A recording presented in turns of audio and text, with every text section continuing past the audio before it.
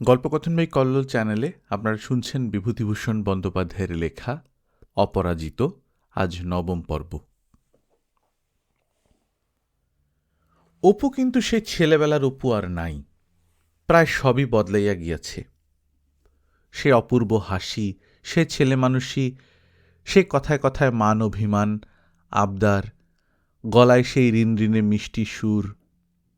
এখনও অপুর স্বর খুবই মিষ্টি, তবুও সেই অপরূপ বাল্যস্বর, সে চাঞ্চল্য, পাগলামি, সেসবের কিছুই নাই। সব ছেলেই বাল্যের সমান ছেলে মানুষ থাকে না, কিন্তু অপু ছিল মূর্তিমান শৈশব। সরলতায়, দুষ্টামিতে, রূপে, ভাবুকতায় দেব শিশুর মতো। এক ছেলে ছিল, তাই কি? শত ছেলেতে কি হয়? সর্বজয়া মনে মনে বলে, বেশি চাইনি, 10টা 5টা চাইনি ঠাকুর, ওকেই আর জন্মে আবার কোলজোড়া করে দিও।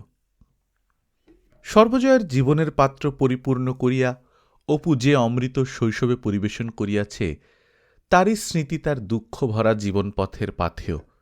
সে আর কিছুই চায় না। কোনো দিন রাত্রে অপু মায়ের কাছে গল্প শুনিতে চায়। সর্বজয়া বলে, তুই তো কত ইংরেজি বই পড়িস, কত কি, তুই একটা গল্প বল না বরং শুনি। অপু গল্প করে, দুজনে নানা পরামর্শ করে।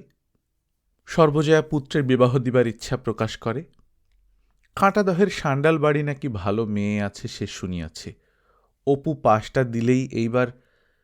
তারপর অপু বলিল, ভালো কথা মা, আজকাল জেঠিমারা কলকাতায় বাড়ি পেয়েছে যে, সেদিন তাদের বাড়ি গেছিলাম। সর্বজয়া বলে, তাই নাকি? তোকে খুব যত্ন করল? কি খেতে দিলে? অপু নানা কথা সাজাইয়া বানাইয়া বলে। সর্বজয়া বলে, আমায় একবার নিয়ে যাবি? কলকাতা কখনো দেখিনি, বড়ঠাকুরদের বাড়ি 2 দিন থেকে মা কালীর চরণ দর্শন করে আসি।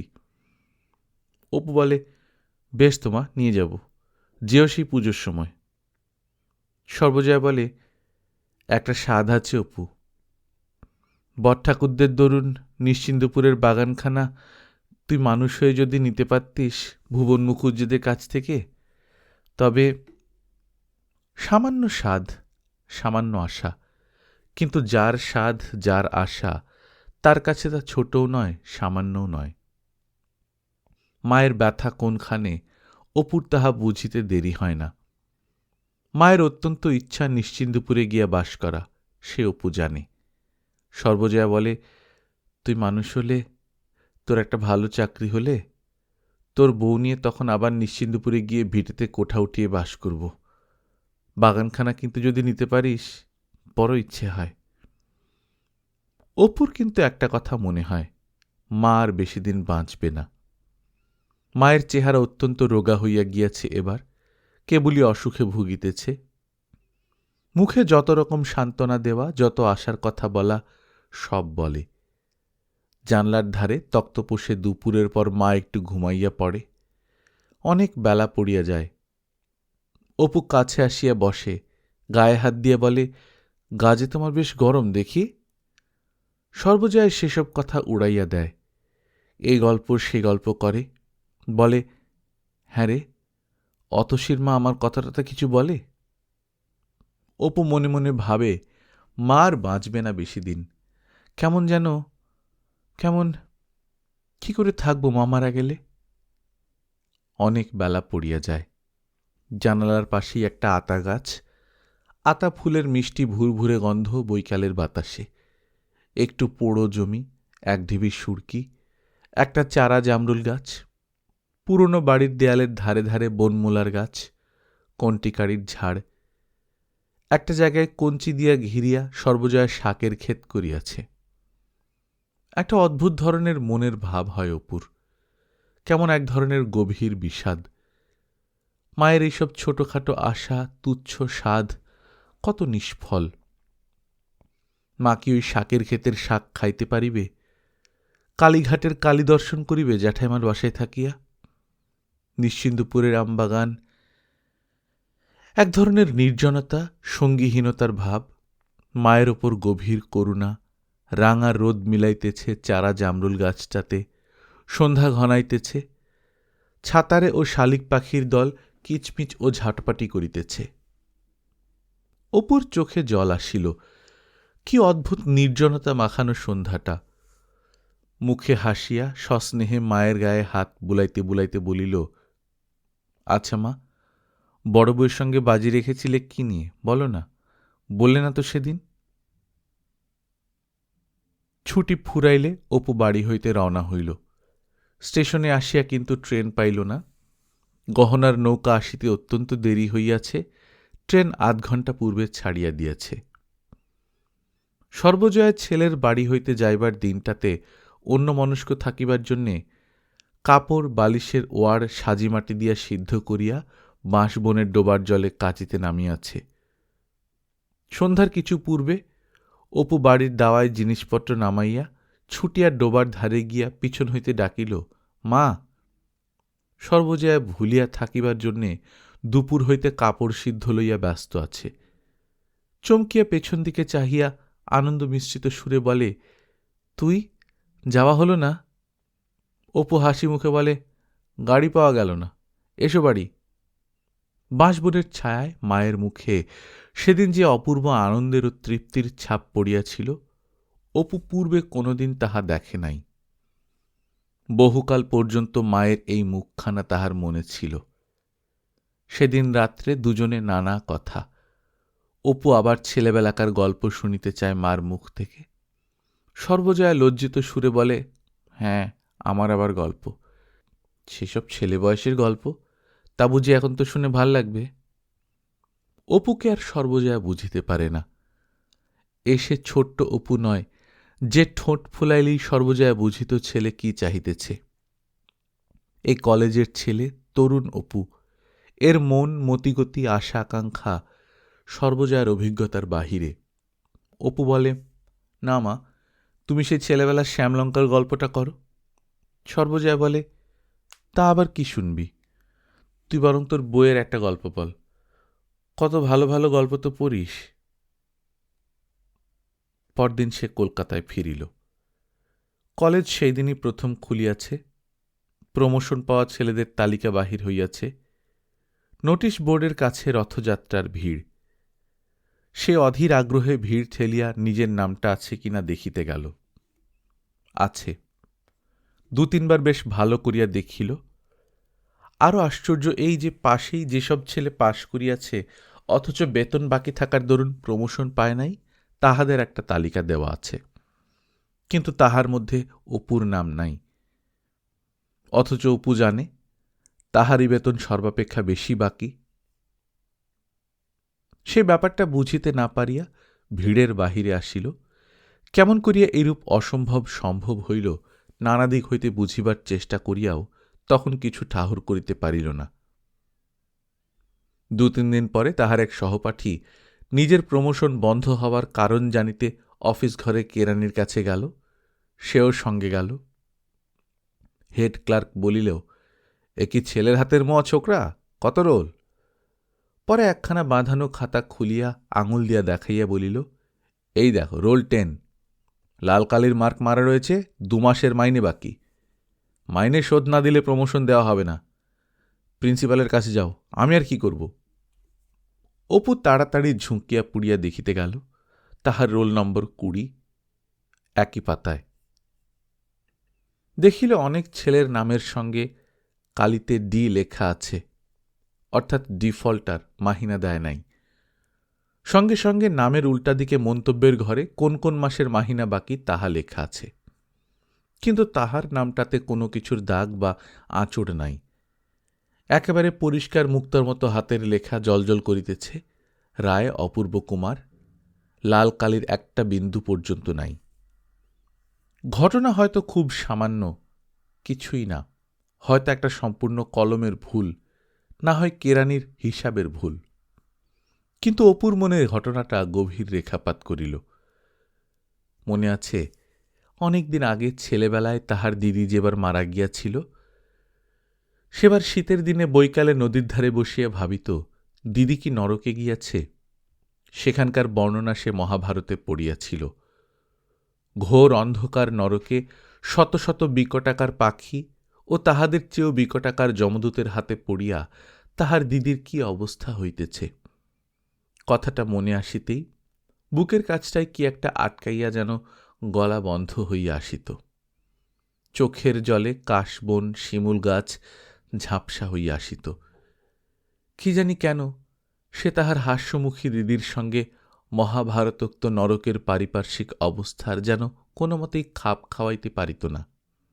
তাহার মন বলিত, না না, দিদি সেখানে নাই, সে জায়গা দিদির জন্যে নয়।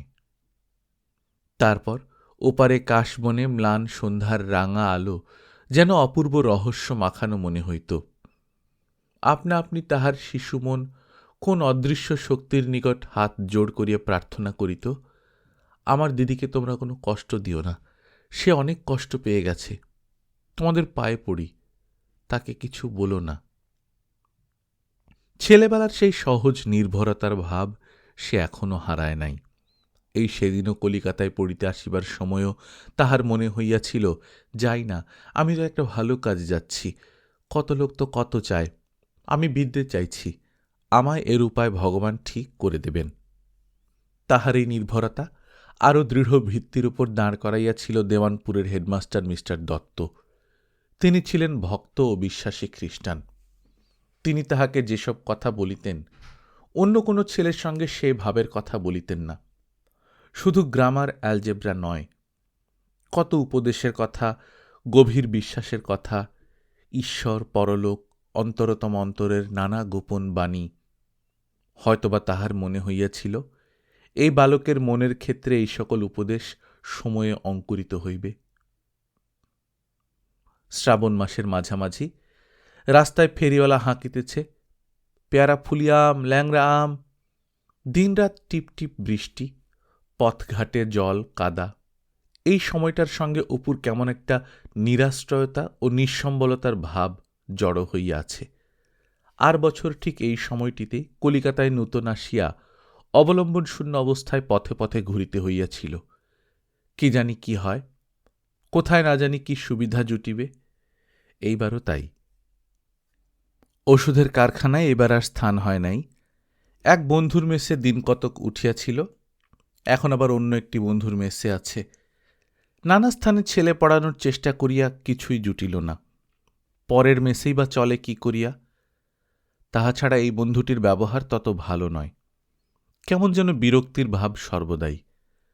তাহার অবস্থা সবই জানে, অথচ একদিন তাহাকে জিজ্ঞাসা করিয়া বসিল, সে মেস খুঁজিয়া লইতে এত দেরি করিতেছে কেন?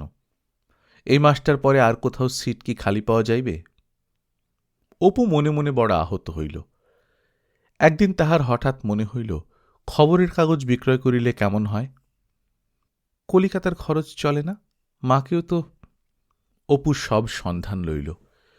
3 পয়সা দিয়া নগদ কিনে আনিতে হয় খবরের কাগজের অফিস হইতে, 4 পয়সায় বিক্রি, 1 পয়সায় লাভ কাগজ পিছু। কিন্তু মূলধন তো চাই। কাহারও কাছে হাত পাতিতে লজ্জা করে, দেবেই বা কে? এই কলিকাতা শহরে এমন একজনও নাই যে তাহাকে টাকা ধার দেয়। সে সুদ দিতে রাজি আছে। সমীরের কাছে যাইতে ইচ্ছা হয় না, সে ভালো করিয়া কথা কয় না। ভাবিয়া চিন্তিয়া অবশেষে কারখানার তেওয়ারি বউয়ের কাছে গিয়া সব বলিল। তেওয়ারি বউ সুদ লইবে না, লুকাইয়া 2টা মাত্র টাকা বাহির করিয়া দিল। তবে আশ্বিন মাসে তাহারা দেশে যাইবে, তাহার পূর্বে টাকাটা দেওয়া চাই। ফিরিবার পথে অপু ভাবিল, বহুর পায়ের ধুলো নিতে ইচ্ছে করে, মায়ের মতো দেখে, আহা কি ভালো লোক। পরদিন সকালে সে ছুটিল অমৃতবাজার পত্রিকার অফিসে। সেখানে কাগজ বিক্রেতাদের মারামারি, সবাই আগে কাগজ চায়। অপু ভিড়ের মধ্যে ঢুকিতে পারিল না, কাগজ পাইতে বেলা হইয়া গেল। তাহার পর নূতন বিপদ, অন্য কাগজওয়ালাদের মতো কাগজ হাঁকিতে পারা তো দূরের কথা, লোকে তাহার দিকে চাহিলেই সে সংকুচিত হইয়া পড়ে, গলা দিয়া কোনো কথা বাহির হয় না। সকলেই তাহার দিকে চায়। সুশ্রী সুন্দর ভদ্রলোকের ছেলে কাগজ বিক্রয় করিতেছে, এই দৃশ্য তখনকার সময়ে কেহ দেখে নাই। অপু ভাবে, বারে, আমি কি চড়কের নতুন সং নাকি? খানিক দূরে আর একটা জায়গায় চলিয়া যায়।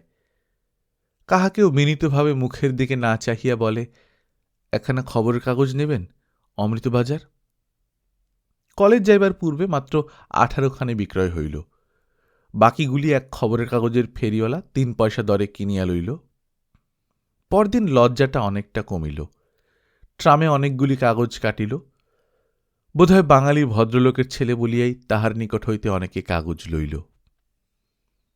মাসের শেষে একদিন কলেজ লাইব্রেরিতে সে বসিয়াছে, হঠাৎ হলে খুব হইচই উঠিল।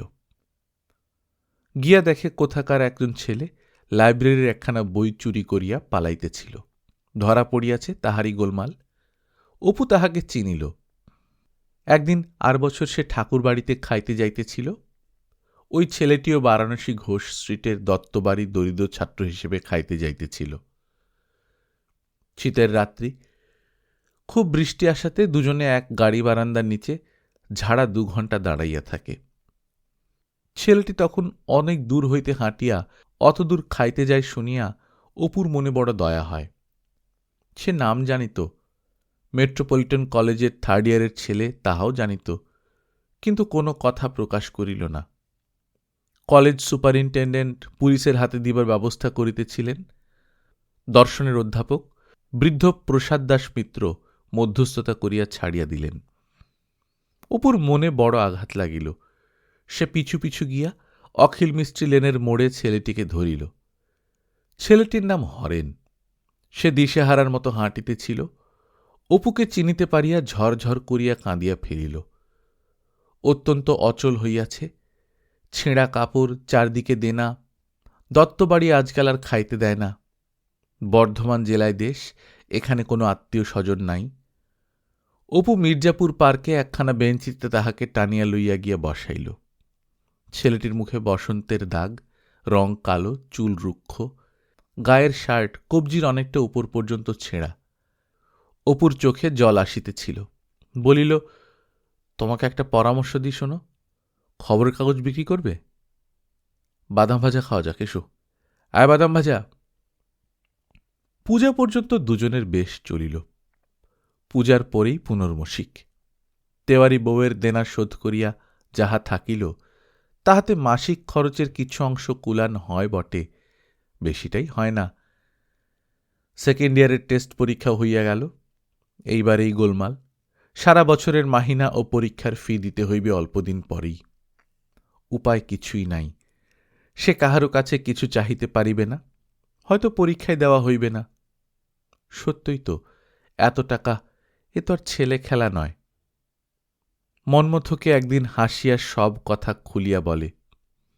মন্মথ শুনিয়া অবাক হইয়া গেল, বলিল, এসব কথা আগে জানাতে হয় আমাকে। মন্মথ সত্যই খুব খাটিল। নিজের দেশের বার লাইব্রেরিতে চাঁদা তুলিয়া প্রায় 50 টাকা আনিয়া দিল। কলেজের প্রফেসরদের মধ্যে চাঁদা তুলিয়া ফেলিল। অল্প দিনের মধ্যে অপ্রত্যাশিতভাবে অনেকগুলো টাকা আসিতে দেখিয়া অপু নিজেই আশ্চর্য হইয়া গেল। কিন্তু বাকি বেতন একরূপ শোধ হইলেও তখনও পরীক্ষার ফিয়ের 1 পয়সাও জোগাড় হয় নাই। মন্মথ ও বউবাজারের সেই ছেলেটি বিশ্বনাথ দুজনে মিলিয়ে ভাইস প্রিন্সিপালকে গিয়া ধরিল, অপূর্বকে কলেজের বাকি বেতন কিছুটা ছাড়িয়া দিতে হইবে। এদিকে ওষুধের কারখানায় থাকিবার সুবিধার জন্যে অপু পুনরায় কারখানার ম্যানেজারের নিকটে গেল। এই মাস 3 যদি সেখানে থাকিবার সুবিধা পায়, তবে পরীক্ষার পড়াটা করিতে পারে। ওর তার মেসে সারা বছর অস্থিতপঞ্চকভাবে থাকিয়া তেমন পড়াশোনা হয় নাই। কারখানার আর সকলে অপুকে চিনিত, পছন্দও করিত। তাহারা বলিল, তুমি একবার মিস্টার লাহিড়ির কাছে যেতে পারো। ওর কাছে বলাই ভুল। মিস্টার লাহিড়ি কারখানার একজন ডিরেক্টর। তার চিঠি যদি আনতে পারো, ও সুরসুর করে রাজি হবে এখন। ঠিকানা লইয়া অপু উপরি উপরি 3-4 দিন ভবানীপুরে মিস্টার লাহিড়ির বাড়িতে গেল। দেখা পাইল না। বড় লোকের গাড়ি বারান্দার ধারে বেঞ্চের উপর বসিয়া বসিয়া চলিয়া আসে। দিন কতক কাটিল। সেদিন রবিবার। ভাবিল, আজ আর দেখা না করিয়া আসিবে না। মিস্টার লাহিড়ি বাড়ি নাই বটে, তবে বেলা 11টার মধ্যে আসিবেন। খানিকক্ষণ বসিয়াছে, এমন সময় একজন ঝি আসিয়া বলিল, আপনাকে দিদিমণি ডাকছেন। অপু আশ্চর্য হইয়া গেল, কোন দিদিমণি তাহাকে ডাকিবেন এখানে? সে বিস্ময়ের সুরে বলিল, আমাকে? না, আমি তো। ঝি ভুল করে নাই, তাহাকেই। ডান ধারে একটা বড় কামরা, অনেকগুলো বড় বড় আলমারি, প্রকাণ্ড বনাত মোড়া টেবিল, চামড়ার গদিয়াটা আরাম চেয়ার ও বসিবার চেয়ার, সরু বারান্দা পার হইয়া একটা চক মিলানো ছোট পাথর বাঁধানো উঠান। পাশের ছোট ঘরটায় হাতলহীন চেয়ারে একটি 18-19 বছরের তরুণী বসিয়া টেবিলে বই কাগজ ছড়াইয়া কি লিখিতেছে। পরনে সাদাসিধে 8 পৌরে লাল পাড় শাড়ি, ব্লাউজ, ঢিলে খোঁপা, গলায় সরু চেন, হাতে প্লেন বালা, অপরূপ সুন্দরী। সে ঘরে ঢুকিতেই মেয়েটি হাসি মুখে চেয়ার হইতে উঠিয়া দাঁড়াইল। অপু স্বপ্ন দেখিতেছে না তো? সকালে সে আজ কাহার মুখ দেখিয়া উঠিয়াছে, নিজের চোখকে যেন বিশ্বাস করিয়াও করা যায় না। আপনা আপনি তাহার মুখ দিয়ে বাহির হইল, লীলা। লীলা মৃদু মৃদু হাসি মুখে তাহার দিকে চাহিয়া রহিল, বলিল, চিনতে পেরেছেন তো দেখছি। আপনাকে কিন্তু চেনা যায় না। কতকাল পর, 8 বছর হবে না? অপু এতক্ষণ পরে কথা ফিরিয়া পাইল। সম্মুখের এই অনিন্দ সুন্দরী তরুণী লীলাও বটে, নাও বটে। কেবল হাসির ভঙ্গি ও এক ধরনের হাত রাখিবার ভঙ্গিটা পরিচিত, পুরানো। সে বলিল, 8 বছর, হ্যাঁ। তা তোমাকে তো দেখলে চেনা যায় না। অপু আপনি বলিতে পারিল না, মুখে বাঁধিল। লীলার সম্বোধনে সে মনে আঘাত পাইয়াছিল। লীলা বলিল, আপনাকে 2 দিন দেখেছি। পরশু কলেজে যাবার সময় গাড়িতে উঠছি, দেখি কে একজন গাড়ি বারান্দার ধারে বেঞ্চিতে বসে। দেখে মনে হলো কোথায় দেখেছি যেন, আবার কালও দেখি বসে। আজ সকালে বাইরের ঘরে খবরের কাগজখানা এসেছে কিনা দেখতে জানলা দিয়ে দেখি আজও বসে। তখন হঠাৎ মনে হলো আপনি। তখনই মাকে বলেছি। মা আসছেন। কি করছেন কলকাতায়? রিপনে? বাহ, তা এতদিন আছেন, একদিন এখানে আসতে নেই? বাল্যের সেই লীলা। একজন অত্যন্ত পরিচিত, অত্যন্ত আপনার লোক যেন দূরে চলিয়া গিয়া পর হইয়াছে। আপনি বলিবে না তুমি বলিবে, দিশেহারা অপু তাহার ঠাহর করিতে পারিল না। বলিল, কি করে আসব, আমি কি ঠিকানা জানি? লীলা বলিল, ভালো কথা, আজ এখানে হঠাৎ এসে পড়লেন কি করে? অপু লজ্জায় বলিতে পারিল না যে সে এখানে থাকিবার স্থানের সুপারিশ ধরিতে আসিয়াছে। লীলা বলিল, মা ভালো আছেন? বেশ। আপনার বুঝি 2nd ইয়ার? আমার 1st ইয়ার আর্টস। একটি মহিলা ঘরে ঢুকিলেন। অপু চিনিল, বিস্মিতও হইল। লীলার মা মেজ বৌরানী, কিন্তু বিধবার বেশ। 8-10 বৎসর পূর্বের সেই অতুলনীয় রূপরাশি এখনও একেবারে নিশ্চিহ্ন হইয়া না গেলেও দেখিলে হঠাৎ চেনা যায় না। অপু পায়ের ধুলা লইয়া প্রণাম করিল। মেজ বৌরানী বলিলেন, এসো বাবা, এসো। লীলা কালও একবার বলেছে কে একজন বসে আছে মা, ঠিক বর্ধমানের সেই অপূর্বর মতো। আজ আমায় গিয়ে বললে ও আর কেউ নয়, ঠিক অপূর্ব। তক্ষুনি আমি ঝিকে দিয়ে ডাকতে পাঠালাম। বসো, দাঁড়িয়ে কেন বাবা? ভালো আছো? তোমার মা কোথায়? অপু সংকুচিতভাবে কথার উত্তর দিয়ে গেল। মেজ বৌরানীর কথায় কি আন্তরিকতার সুর, যেন কতকালের পুরাতন পরিচিত আত্মীয়তার আবহাওয়া। অপু কি করিতেছে, কোথায় থাকে, মা কোথায় থাকেন, কি করিয়া চলে, এবার পরীক্ষা দিয়া পুনরায় পড়িবে কিনা, নানা খুঁটিনাটি প্রশ্ন। তারপর তিনি চা ও খাবারের বন্দোবস্ত করিতে বাড়ির মধ্যে চলিয়া গেলে অপু বলিল, তোমার বাবা কি? লীলা ধরা গলায় বলিল, বাবা তো এই 3 বছর হল, এটা মামার বাড়ি। অপু বলিল, ও তাই ঝি বললে দিদিমণি ডাকছেন? মানে উনি মিস্টার লাহিড়ী কে হন তোমার? দাদামশাই। উনি ব্যারিস্টার, তবে আজকাল আর প্র্যাকটিস করেন না। বড় মামা হাইকোর্টে বেরোচ্ছেন আজকাল, ও বছর বিলেত থেকে এসেছেন। চা ও খাবার খাইয়া অপু বিদায় রইল। লীলা বলিল, বড় মামার মেয়ের নেমডে পার্টি সামনের বুধবারে। এখানে বিকেলে আসবেন অবশ্যই অপূর্ববাবু, ভুলবেন না যেন। ঠিক কিন্তু, ভুলবেন না। পথে আসিয়া অপুর চোখে প্রায় জল আসিল। অপূর্ববাবু, লীলাই বটে, কিন্তু ঠিক কি সেই 11 বছরের কৌতুকময়ী সরলা স্নেহময়ী লীলা? সে লীলা কি তাহাকে অপূর্ব বাবু বলিয়া ডাকিত? তবুও কি আন্তরিকতা ও আত্মীয়তা? আর নিজের আপনার লোক জ্যাঠাইমা তো কলিকাতায় আছেন। মেজ বৌরানী সম্পূর্ণ পর হইয়া আজ তাহার বিষয়তে যত খুঁটিনাটি আন্তরিক আগ্রহে প্রশ্ন করিলেন, জ্যাঠাইমা কোনোদিন তাহা করিয়াছেন? বাসায় ফিরিয়া কেবলই লীলার কথা ভাবিল। তাহার মনে যে স্থান লীলা দখল করিয়াছে, ঠিক সেই স্থানটিতে আর কেহই তো নাই। কিন্তু সে এ লীলা নয়। সে লীলা স্বপ্ন হইয়া কোথায় মিলাইয়া গিয়াছে, আর কি তাহার দেখা মিলিবে কোনো কালে? সে ঠিক বুঝিতে পারিল না আজকার সাক্ষাতে সে আনন্দিত হইয়াছে কি ব্যথিত হইয়াছে। বুধবারের পার্টির জন্যে সে টুইল শার্টটা সাবান দিয়া কাচিয়া লইল। ভাবিল নিজের যাহা আছে তাহাই পরিয়া যাইবে, চাহিবার চিন্তিবার আবশ্যক নাই। তবুও যেন বড় হীন বেশ মনে হইল। মনে মনে ভাবিল, হাতে যখন পয়সা ছিল তখন লীলার সঙ্গে দেখা হল না, আর এখন একেবারে এই দশা, এখন কিনা। লীলার দাদামশাই মিস্টার লাহিড়ী খুব মিশুক লোক। অপুকে বৈঠকখানায় বসাইয়া খানিকক্ষণ গল্পগুজব করিলেন। লীলা আসিল। সে ভারী ব্যস্ত, একবার 2-4 কথা বলিয়াই চলিয়া গেল। কোনো পার্টিতে কেহ কখনো তাহাকে নিমন্ত্রণ করে নাই। যখন এক এক করিয়া নিমন্ত্রিত ভদ্রলোক ও ভদ্রমহিলাগণ আসিতে আরম্ভ করিলেন, অপু তখন খুব খুশি হইল। কলিকাতা শহরে এরকম ধনী উচ্চশিক্ষিত পরিবারে মিশিবার সুযোগ এ বুঝি সকলের হয়? মাকে গিয়া গল্প করিবার মতো একটা জিনিস পাইয়াছে এতদিন পরে। মা শুনিয়া কি খুশি যে হইবে। বৈঠকখানায় অনেক সুবেশ যুবকের ভিড়, প্রায় সকলেই বড়লোকের ছেলে।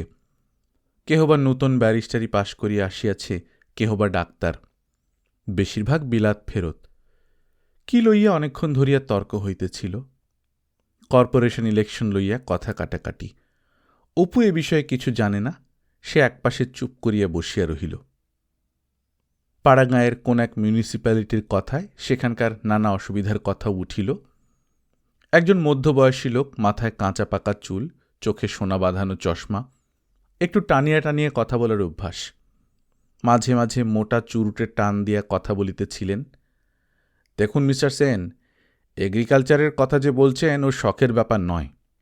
ও কাজ আপনার আমার নয়। It must be bread in the bone.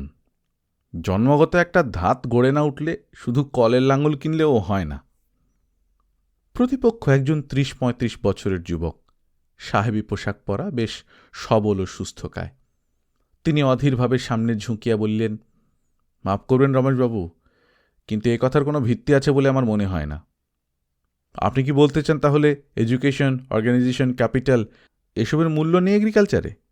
এই যে আছে সেকেন্ডারি, তবে চাষার ছেলে ভিন্ন কোনো শিক্ষিত লোক কখনো ওসবে যাবে না, কারণ it's not bread in his বোন। অদ্ভুত কথা আপনার। আমার সঙ্গে কেমব্রিজে একজন আইরিশ ছাত্র পড়ত। লম্বা লম্বা চুল মাথায়, সুন্দর চেহারা, ধরন ধারণের ট্রু পোয়েট। হয়তো সারা রাত জেগে হল্লা করছে, একটা বেহালা নিয়ে বাজাচ্ছে। আবার হয়তো দেখুন সারাদিন পড়ছে, বসে কি লিখছে নয়তো ভাবছে। ডিগ্রি নিয়ে চলে গেল বেরিয়ে কানাডায়। গভর্নমেন্ট হোমস্টেড, ল্যান্ডে জংলি জমি নিলে, ছোট্ট একটা কাঠের কুড়ে ঘরে সেই দুর্ধর্ষ শীতের মধ্যে 3-4 বছর কাটালে। হোমস্টেড ল্যান্ডের নিয়মই হচ্ছে টাইটেল হবার আগে 5 বছর জমির উপর বাস করা চাই। থেকে জমি পরিষ্কার করলে, নিজের হাতে রোজ জমি সাফ করে, লোকজন নেই, 200 একর জমি, ভাবুন কতদিনে। ওদিকে একদলের মধ্যে আলোচনা বেশ ঘনাই আসিল। একজনকে বলিয়া উঠিল, ওসব মরালিটি আপনি যা বলছেন সেকেলে হয়ে পড়েছে। এটা তো মানেন যে ওসব তৈরি হয়েছে বিশেষ কোনো সামাজিক অবস্থায়, সমাজকে বা ইন্ডিভিজুয়ালকে প্রোটেকশন দেবার জন্যে। সুতরাং বটে, তাহলে সবাই সুবিধাবাদী আপনারা? নর্মেটিভ ভ্যালু বলে কোনো কিছুর স্থান নেই দুনিয়ায়? ধরুন যদি। অপু খুব খুশি হইল। কলিকাতার বড়লোকের বাড়ির পার্টিতে সে নিমন্ত্রিত হইয়া আসিয়াছে। তাহা ছাড়া শিক্ষিত বিলাত ফেরত দলের মধ্যে এভাবে নাটক নভেলে পড়িয়াছিল বটে, কিন্তু জীবনের অভিজ্ঞতা কখনো হয় নাই। সে অতীব খুশির সহিত চারিধারে চাহিয়া একবার দেখিল মার্বেলের বড় ইলেকট্রিক ল্যাম্প কড়ি হইতে ঝুলিতেছে, সুন্দর ফুলকাটা ছিটের কাপড়ে ঢাকা কোচ, সোফা, দামি আয়না, বড় বড় গোলাপ, মোরাদাবাদের পিতলের গোলাপদানি। নিজের বসিবার কৌচখানা সে দু একবার অপরের অলক্ষিতে টিপিয়া টিপিয়া দেখিল। তাহা ছাড়া এই ধরনের কথাবার্তা এই তো সে চায়। কোথায় সে ছিল পাড়াগাঁয়ের গরিব ঘরের ছেলে, 3 ক্রোশ পথ হাঁটিয়া মামজোয়ানের স্কুলে পড়িতে যাইত, সে এখন কোথায় আসিয়া পড়িয়াছে।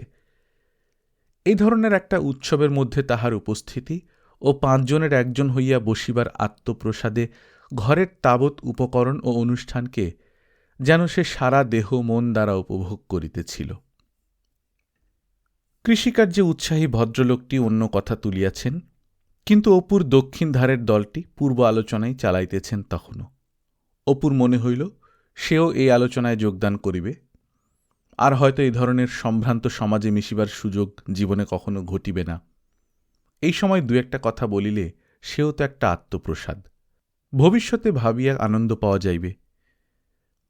পাশনে চশমা পরা যুবকটির নাম হীরক সেন, নতুন পাশ করা ব্যারিস্টার, মুখে বেশ বুদ্ধির ছাপ।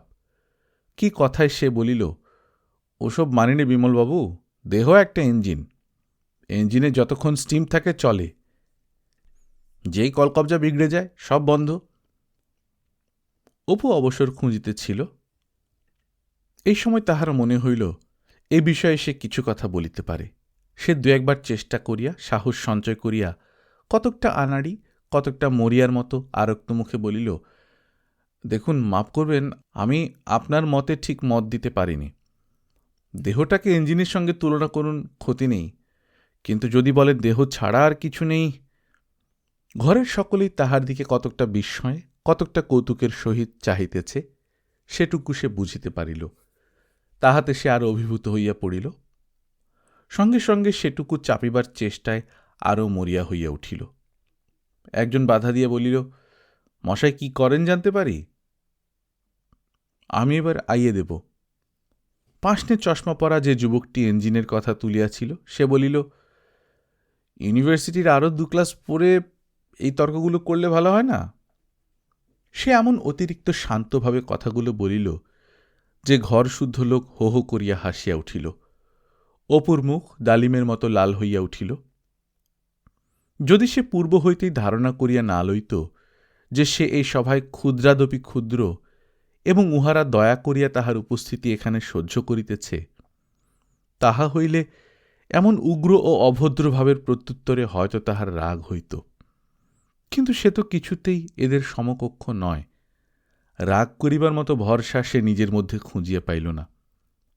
তাহার অত্যন্ত লজ্জা হইল এবং সঙ্গে সঙ্গে সেটা ঢাকিবার জন্যে আরও মরিয়ার সুরে বলিল, ইউনিভার্সিটি ক্লাসে না পড়লে যে কিছু জানা যায় না এই কথা আমি বিশ্বাস করিনি।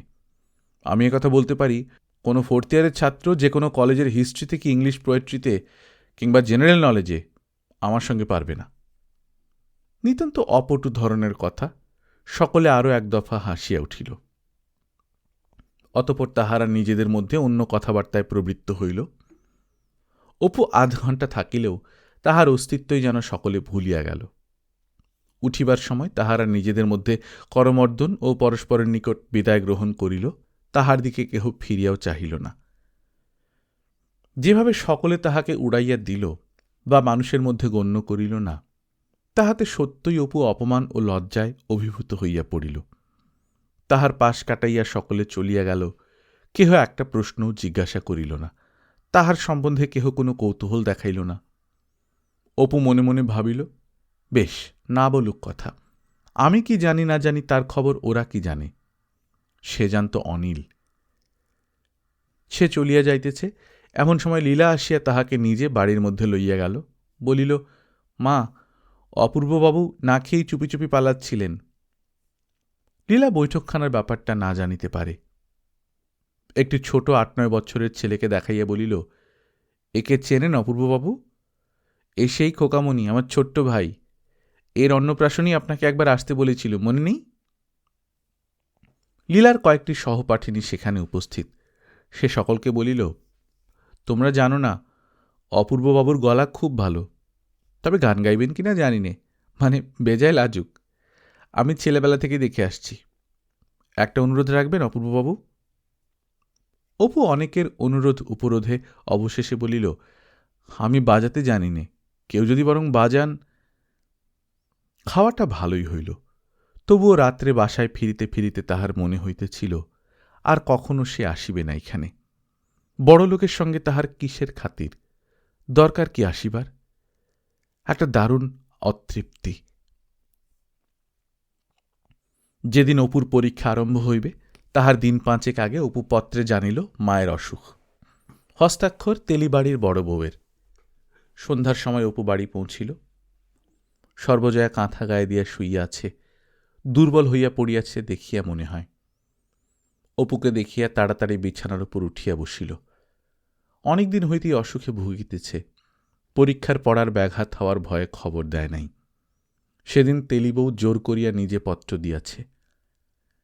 এমন যে কিছু শয্যাগত অবস্থা তাহা নয়, খায় দায় কাজকর্ম করে, আবার অসুখও হয়। সন্ধ্যা হইলেই শয্যা আশ্রয় করে, আবার সকালে উঠিয়া গৃহকর্ম শুরু করে। চিরদিনের গৃহিণীপনা এই অসুস্থ শরীরেও তাহাকে ত্যাগ করে নাই। অপু বলিল, উঠো না বিছানা থেকে, শুয়ে থাকো মা, দেখি গা। তুই আয়, বস। ও কিছু না, একটু জ্বর হয়, খায় দায়, ও এমন সময় হয়েই থাকে। 1 মাসের দিকে সেরে যাবে। তুই যে মেয়েকে পড়াস, সে ভালো আছে তো? সর্বজয়ার রোগশীর্ণ মুখের হাসিতে অপুর চোখে জল আসিল। সে পুঁটুলি খুলিয়া গোটা কত কমলা লেবু, বেদানা, আপেল বাহির করিয়া দেখাইল। জিনিসপত্র সস্তায় কিনিতে পারিলে সর্বজয়া ভারী খুশি হয়। অপু জানে মাকে আমোদ দিবার এটা একটা প্রকৃষ্ট পন্থা। কমলা লেবুগুলো দেখাইয়া বলে, কত সস্তায় কলকাতায় জিনিসপত্র পাওয়া যায় দেখো, লেবুগুলো 10 পয়সা। প্রকৃতপক্ষে লেবু কটির দাম 6 আনা। সর্বজয়া আগ্রহের সহিত বলিল, দেখি ওমা, এখানে যে ওগুলোর দাম 12 আনার কম নয়, এখানে সব ডাকাত। 4 পয়সার এক তাড়া পান দেখাইয়া বলিল, বৈঠকখানার বাজার থেকে 2 পয়সায়, দেখো মা। সর্বজয়া ভাবে এবার ছেলের সংসারী হইবার দিকে মন গিয়াছে, হিসাব করিয়া চলিতে শিখিয়াছে। অপু ইচ্ছা করিয়াই লীলার সঙ্গে সাক্ষাতের কথা উঠায় না। ভাবে মা মনে মনে দুরাশা পোষণ করে, হয়তো এক্ষুনি বলিয়া বসিবে, লীলার সঙ্গে তোর বিয়ে হয় না। দরকার কি অসুস্থ মায়ের মনে সেসব দুরাশার ঢেউ তুলিয়া? এমন সব কথা কখনো অপু মায়ের সামনে বলে না, যাহা কিনা মা বুঝিবে না। জগৎ সংসারটাকে মায়ের সীমাবদ্ধ জ্ঞানের উপযোগী করিয়াই সে মায়ের সম্মুখে উপস্থিত করে। দিন 3 সে বাড়ি রহিল। রোজ দুপুরে জানলার ধারের বিছানাটাতে সর্বজয়া শুইয়া থাকে, পাশে সে বসিয়া নানা গল্প করে। ক্রমে বেলা যায়। রোদ প্রথমে ওঠে রান্নাঘরের চালায়, পরে বেড়ার ধারের পলতে মাদার গাছের মাথায়, ক্রমে বাঁশঝাড়ের ডগায়। ছায়া পড়িয়া যায়। বৈকালের ঘন ছায়ায় অপুর মনে আবার একটা বিপুল নির্জনতা ও সঙ্গহীনতার ভাব আনে, গত গ্রীষ্মের ছুটির দিনের মতো। সর্বজয়া হাসিয়া বলে, 5টা হলে এবার তোর বিয়ে ঠিক করেছি এক জায়গায়। মেয়ের দিদিমা এসেছিল এখানে, বেশ লোক। ঘরের কোণে একটা তাকে সংসারের জিনিসপত্র সর্বজয়া রাখিয়া দেয়। একটা হাঁড়িতে আমসত্ত্ব, একটা পাত্রে আচার। অপু চিরকালের অভ্যাস অনুসারে মাঝে মাঝে ভাঁড় হাঁড়ি খুঁজিয়া পাতিয়া মাকে লুকাইয়া এটা ওটা চুরি করিয়া খায়। এ কয়দিনও খাইয়াছে।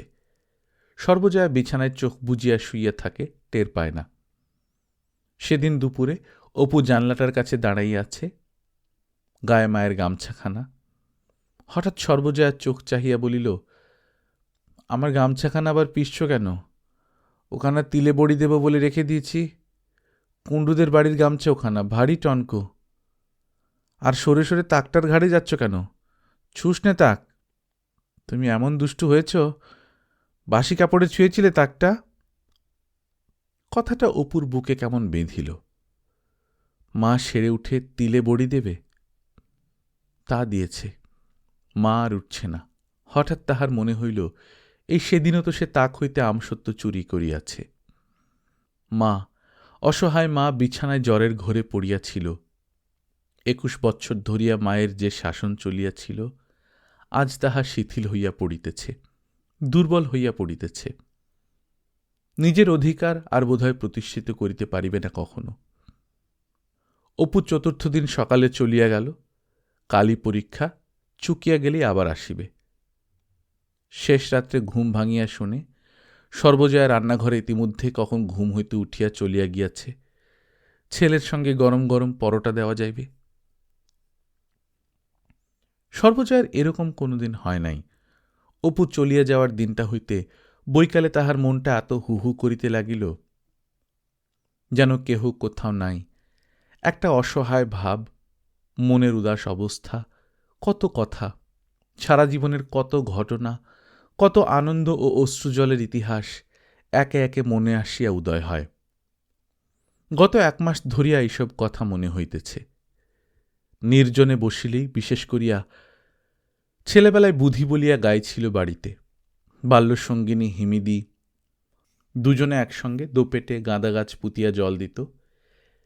একদিন হিমিদি ও সে বন্যার জলে মাঠে ঘড়া বুকে সাঁতার কাটিতে গিয়া ডুবিয়া গিয়াছিল। আরেকটু হলেই সেদিন বিবাহ।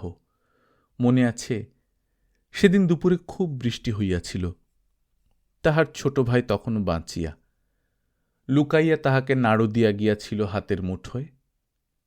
ছোট্ট ছেলেবেলার অপু, কাঁচের পুতুলের মতো রূপ, প্রথম স্পষ্ট কথা শিখিল। কি জানি কি করিয়া শিখিল, ভিজে। একদিন অপুকে কদমা হাতে বসাইয়া রাখিয়াছিল। কেমন খেলি ও খোকা? অপু দন্তহীন মুখে কদমা চিবাইতে চিবাইতে ফুলের মতো মুখটি তুলিয়া মায়ের দিকে চাহিয়া বলিল, ভিজে। ভাবিলে এখনো সর্বজয়ার হাসি পায়। সেদিন দুপুর হইতেই বুকে মাঝে মাঝে ফিক ধরা বেদনা হইতে লাগিল। তেলিবউ আসিয়া তেল গরম করিয়া দিয়া গেল, 2-3 বার দেখিয়াও গেল। সন্ধ্যার পর কেহ কোথাও নাই, একা নির্জন বাড়ি। জ্বরও আসিল। রাত্রে খুব পরিষ্কার আকাশে ত্রয়োদশীর প্রকাণ্ড চাঁদ উঠিয়াছে। জীবনে এই প্রথম সর্বজয়ার একা থাকিতে ভয় ভয় করিতে লাগিল। খানিক রাত্রে একবার যেন মনে হইল সে জলের তলায় পড়িয়াছে, নাকে মুখে জল ঢুকিয়া নিঃশ্বাস একেবারে বন্ধ হইয়া আসিতেছে, একেবারে বন্ধ। সে ভয়ে একগা ঘামিয়া ধর্মর করিয়া বিছানার উপর উঠিয়া বসিল। সে কি মরিয়া যাইতেছে? এই কি মৃত্যু? সে এখন কাহাকে ডাকে?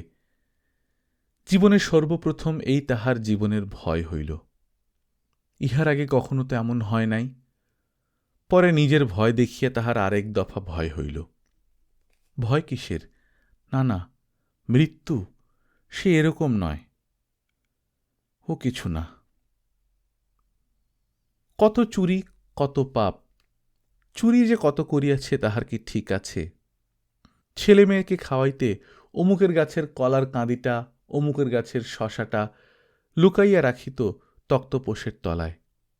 ভুবন মুখুজ্জের বাড়ি হইতে একবার 10 পলা তেল ধার করিয়া আনিয়া ভালো মানুষ রানুরমার কাছে 5 পলা তেল শোধ দিয়া আসিয়াছিল। মিথ্যা করিয়া বলিয়াছিল, 5 পলাই তো নিয়ে গেছিলাম নদী, বলো শেষ ঠাকুরজিকে। সারা জীবন ধরিয়া শুধু দুঃখ ও অপমান। কেন আজ এসব কথা মনে উঠিতেছে? ঘর অন্ধকার, খাটের তলায় নেংটি ইঁদুর খুঁটখুট করিতেছে। সর্বজয়া ভাবিল, ওদের বাড়ির কলটা না আনলে তো আর চলে না, নতুন মুখগুলো সব খেয়ে ফেললে। কিন্তু নেংটি ইঁদুরের শব্দ তো। সর্বজয়ার আবার সেই ভয়টা আসিল, দুর্দমনীয় ভয়। সারা শরীর যেন ধীরে ধীরে অসাড় হইয়া আসিতেছে ভয়ে। পায়ের দিক হইতে ভয়টা সুরসুরি কাটিয়া উপরের দিকে উঠিতেছে। যতটা উঠিতেছে ততটা অসাড় করিয়া দিতেছে। না, পায়ের দিক হইতে না, হাতে আঙুলের দিক হইতে। কিন্তু তাহার সন্দেহ হইতেছে কেন? ইঁদুরের শব্দ নয় কেন? কিসের শব্দ? কখনো তো এমন সন্দেহ হয় না। হঠাৎ সর্বজয়ার মনে হইল, না, পায়ের ও হাতের দিক হইতে সুরসুরি কাটিয়া যাহা উপরের দিকে উঠিতেছে তাহা ভয় নয়, তাহা মৃত্যু। মৃত্যু! ভীষণ ভয়ে সর্বজয়া ধর্মর করিয়া আবার বিছানা হইতে উঠিতে গেল, চিৎকার করিতে গেল। খুব খুব চিৎকার, আকাশ ফাটা। অনেকক্ষণ চিৎকার করিয়াছে, আর সে চেঁচাইতে পারে না, গলা ভাঙিয়া আসিয়াছে। কেউ আসিল না তো, কিন্তু সে তো বিছানা হইতে উঠিল কখন? সে তো উঠে নাই। ভয়টা সুরসুরি কাটিয়া সারা দেহ ছাইয়া ফেলিয়াছে, যেন খুব বড় একটা কালো মাকড়সা সুঁড়ের বিষে দেহ অবশ। অসাড়, হাতও নাড়ানো যায় না, পাও না। সে চিৎকার করে নাই, ভুল। সুন্দর জ্যোৎস্না উঠিয়াছে, একজনের কথাই মনে হয়, অপু। অপু, অপুকে ফেলিয়া সে থাকিতে পারিতেছে না, অসম্ভব। বিস্ময়ের সহিত দেখিল সে নিজে অনেকক্ষণ কাঁদিতেছে, এতক্ষণ তো টের পায় নাই। আশ্চর্য, চোখের জলে বালিশ ভিজিয়া গিয়াছে যে। জ্যোৎস্না অপূর্ব, কেমন একটা আনন্দ, ভয় হয় না। আকাশটা, পুরাতন আকাশটা যেন স্নেহ প্রেমে জ্যোৎস্না হইয়া গলিয়া ঝরিয়া বিন্দুতে বিন্দুতে নিজেকে নিঃশেষ করিয়া দিতেছে। টুপটাপ টুপটাপ। আবার কান্না পায়। জ্যোৎস্নার আলোয় জানলার গরাদে ধরিয়া হাসি মুখেও কে দাঁড়াইয়া আছে? সর্বজয়ের দৃষ্টি পাশের জানলার দিকে নিবদ্ধ হইল। বিস্ময়ে আনন্দে রোগশীর্ণ মুখখানা মুহূর্তে উজ্জ্বল হইয়া উঠিল। অপু দাঁড়াইয়া আছে। এ অপু নয়, সেই ছেলেবেলাকার ছোট্ট অপু, এতটুকু অপু। নিশ্চিন্দিপুরের বাঁশ বনের ভিটেতে এমন কত চৈত্র জ্যোৎস্না রাতে ভাঙা জানলার ফাঁক দিয়া জ্যোৎস্নার আলো আসিয়া পড়িতে, যাহার দন্তহীন ফুলের কুঁড়ির মতো কচি মুখে, সেই অপু। ওর ছেলে মানুষ খঞ্জন পাখির মতো ডাগর ডাগর চোখের নীল চাহনি, চুল কোঁকড়া কোঁকড়া, মুখচোরা ভালো মানুষ, বোকা, জগতের ঘোর প্যাঁচ একেবারেই বোঝে না। কোথায় যেন সে যায়, নীল আকাশ বাহিয়া বহু দূরে, বহু দূরের দিকে, সুনীল মেঘপদবীর অনেক উপরে। যায় যায় যায়, মেঘের ফাঁকে যাইতে যাইতে মিলাইয়া যায়। বুঝি মৃত্যু আসিয়াছে, কিন্তু তাহার ছেলের বেশে, তাকে আদর করিয়া আগু বাড়াইয়া লইতে। এতই সুন্দর, কি হাসি, কি মিষ্টি হাসি ওর মুখের। পরদিন সকালে তেলিবাড়ির বড় বউ আসিল।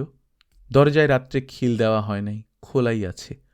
বড় বউ আপন মনে বলিল, রাত্রে দেখছি মা ঠাকুরনের অসুখ খুব বেড়েছে, খিলটাও দিতে পারেননি। বিছানার উপর সর্বজয়া যেন ঘুমাইতেছেন। তেলিবউ একবার ভাবিল ডাকিবে না, কিন্তু পথ্যের কথা জিজ্ঞাসা করিবার জন্যে ডাকিয়া উঠাইতে গেল। সর্বজয়া কোনো সাড়া দিল না, নড়িলও না। বড় বউ আরও দু একবার ডাকাডাকি করিল, পরে হঠাৎ কি ভাবিয়া নিকটে আসিয়া ভালো করিয়া দেখিল। পরক্ষণেই সে সব বুঝিল।